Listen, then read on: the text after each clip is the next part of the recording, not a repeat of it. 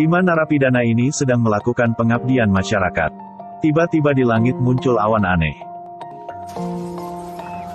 Batu-batu yang besar selanjutnya jatuh. Mereka buru-buru melari ke rumah. Tapi gak bisa membuka pintunya. Setelah itu, satu petir datang. 5 orang ditembak ke udara. Jadi begitu. Mereka kebetulan memiliki kekuatan super. Tapi sekarang dirinya belum mengetahuinya. Hari itu, Kelly sedang menyisir rambut. Alisa diri di belakang dan tiba-tiba mulai berkata yang buruk tentang dia. Ayo menyisir lagi. Nanti akan menjadi botak ya.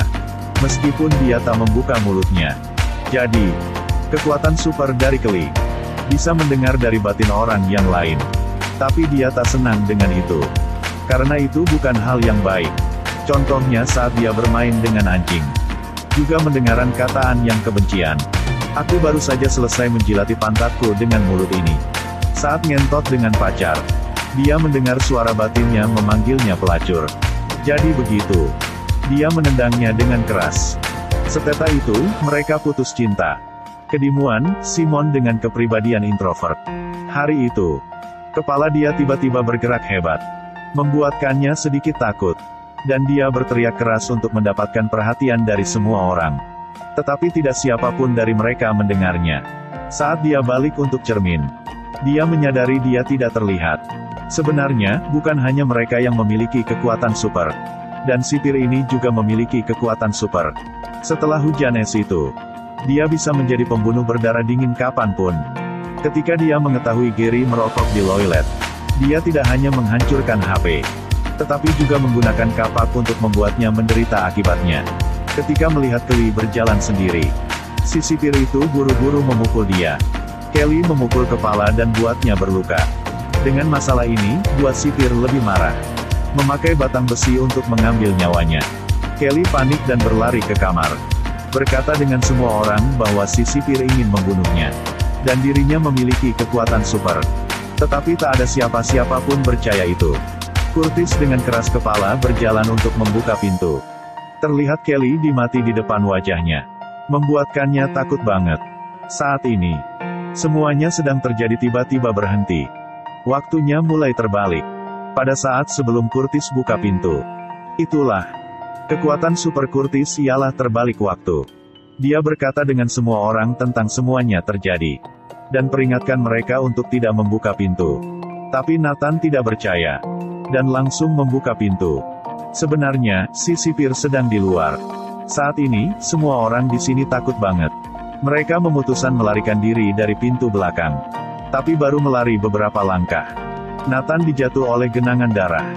Membuka pintu lemari. Melihat mayat Gary di dalamnya. Alisa takut sampai menangis.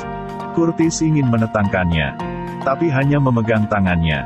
Curtis tiba-tiba tidak bisa mengendalikan dirinya dan berkata-kata yang jijik. Keinginannya hubungan seksual dengannya. Dia sangat lezat. Semua orang terkejut. Mungkin inilah kekuatan super milik Alisa. Alisa coba sentuh pada Simon. Orang lebih jujur seperti dia juga berkata yang kasar. Orang-orang belum bereaksi. Si sipir sudah menerobos masuk. Pada saat panik, Kelly buat si sipir jatuh. Lihat dia belum mati. Dia menendangnya beberapa kali lagi. Tapi selanjutnya harus bikin gimana? Curtis memberikan saran bahwa memanggil polisi. Tapi Kelly tak setuju.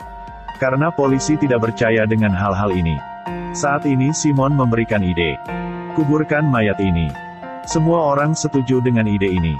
Mereka mengubur mayat di kaki jembatan. Nathan mulai mengeluh. Kenapa mereka sudah memiliki kekuatan super? Sedangkan dirinya belum milik. Bahkan Simon bisa menjadi tidak terlihat. Simon berkata, mungkin dia juga milik. Tapi sekarang belum tahu. Nathan mendengarnya dan merasa sangat senang. Mungkin aku kehilangan perasaan menyakit. Dia masih merasa sakit. Saat mereka pikir itu sudah berakhir. Tiba-tiba, pacar sipir itu datang. Saat kemarahan, Kelly sudah membunuh si sipir. Kebesokan hari, pacarnya mulai menyelidiki Curtis dan Nathan. Mereka berdua menerima selembar kertas rahasia di lemari pakaian. Di atas tulis bahwa, saya tahu apa yang kalian sudah melakukan. Adegan transisi. Sally diam-diam dan menyaksikan semuanya. Hanya dia sendiri aja. Mereka siap membangun pos pemeriksaan di jembatan untuk menguburkan mayat itu. Jika mereka menggali mayatnya, mereka akan mati. Mereka berkumpul dan mulailah bertindak. Setengah malam, mereka menggali mayat dan pindahkan mayat itu ke kamar mayat kamp pendidikan buruh. Simon memberi saran saat pos pemeriksaan mulai menuangkan beton dan mengubur mayat di sana. Jadi begitu, tak siapa-siapa pun tahu. Semua orang setuju. Sudah berkata nanti buatnya. Yang pertama, Simon tak terlihat untuk mencuri kunci mobil. Kedimuan, dia dengan Nathan dan Kelly. Kepindahan mayat masuk mobil. Tapi beres kepindahan itu, Sally tiba-tiba muncul. Mereka bertiga orang buru-buru melarikan diri. Tapi kuncinya masih di mobil. Sally mengemudi mobilnya. Mereka bertiga menjadi benar-benar gila. Pagi selanjutnya, mereka menunggu dari luar lebih awal. Sally sudah datang. Untunglah, tidak mendeteksi mereka. Tapi baru saja berhenti mobilnya, dia mencium sesuatu yang berbeda. Jadi turun membuka bagasi mobil untuk memeriksa. Tubuh terpapar. Di saat keadaan darurat, Curtis mengaktifkan kekuatan supernya untuk balik waktu. Kembali ke waktu Sally belum turun dari mobil. Curtis memberitahu semua orang apa yang terjadi dengan cepat. Nathan buru-buru keluar. Nathan dikirim ke kantor untuk dihukum. Orang-orang yang ketinggalan mudah-mudah memindah mayat itu dan kubur di kaki jembatan. Untunglah, semuanya sudah beres. Tapi ini belum beres. Sally mulai menyelidiki lagi dari semua orang. Akhirnya, dia memutuskan mulai dari Simon karena Simon mudah untuk dihadapi. Sally keinginan berteman dengan Simon dan undangnya minum alkohol. Bahkan kedua orang ini berciuman. Tidak lama, Simon sudah jatuh cinta. Hari situ, Sally mengantar Simon pulang rumah. Setelah Sally bercium dan mulai ngentot dengan inisiatif, nungguan kesempatan untuk ambil ponselnya dan bersembunyi di kamar mandi. Kali ini dia sudah menemukan buktinya. Kita sudah membunuh sipir. Tak terduga, Simon tak terlihat dan diri dekat Sally. Tiba-tiba dia muncul, membuat Sally kaget. Temukan diri dimanfaatkan. Simon sangat menyakit. Dengan cinta pertama, akhirnya dia masih lembut. Tak berduga, Sally tak lembut tangan. Simon benar-benar marah. Dia tiba-tiba tak terlihat. Sally melari keluar dengan gila. Tapi pintu sudah dikunci. Dia diam-diam merasakan sesuatu terhadapnya. Satu persatu bola lampu terus-terusnya pecah. Buat dia takut banget. Ambillah HP untuk memanggil polisi. Tapi direnggut dan dibuang. Badannya terlempar ke dinding. Simon muncul. Matanya lebih jahat. Sally ingin mengambil HP. Tapi tidak bisa melewati mata Simon. Dua orang mulai berkelahi. Setiap gerakan Sally sepertinya ingin mengambil nyawa Simon. Simon marah dan melemparkan Sally. Tidak terduga, secara tidak sengaja membunuhnya. Simon kaget banget.